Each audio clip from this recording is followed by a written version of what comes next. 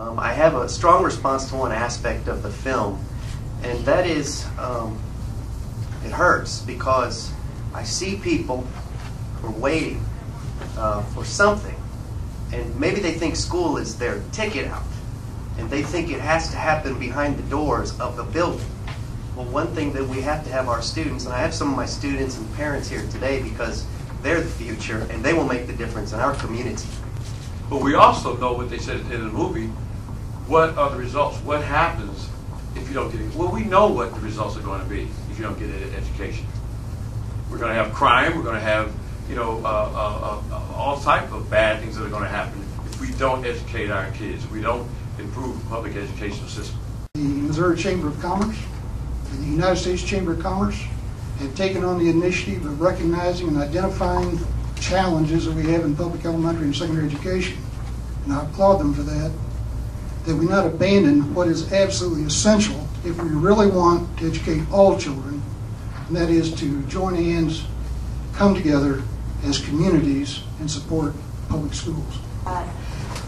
The two graphs I think of that were in this film, to kind of answer your question, are the first one we saw at the beginning where spending on education is increasing just rapidly over time, and yet the results are just flatlining. We're just seeing the same results year after year after year. And I think that can make you feel very cynical sitting here. It can make me feel very cynical. But at the same time, there was later the results of the KIPP Academy, which showed that it just obliterated the achievement gap between low-income and upper-middle-class students. And I think that that shows just what is possible when we allow choice into the equation and when we allow competition into the equation. We need to have quality public education, period.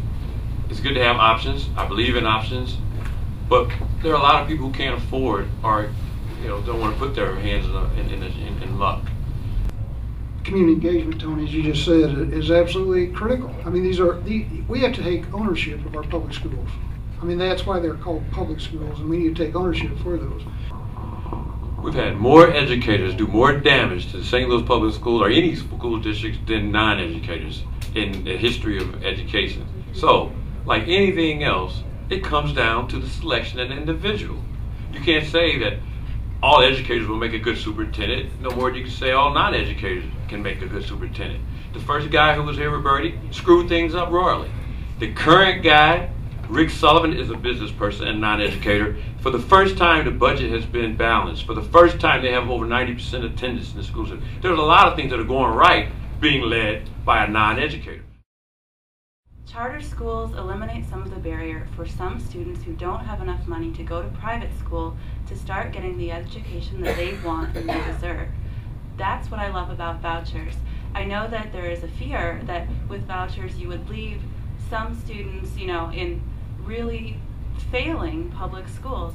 But I think what we need to remember is there's not that ability right now. That we're already doing that. It's just that we have this high level of fiscal ability to get out of some of these schools. With vouchers, we can start to reduce that and let students who currently can't afford it get themselves a better education. What we are certainly supportive of is to look at new ways of providing education. Anything that is successful and works and can improve what we do for children is great. Education's never been perfect, and that's not an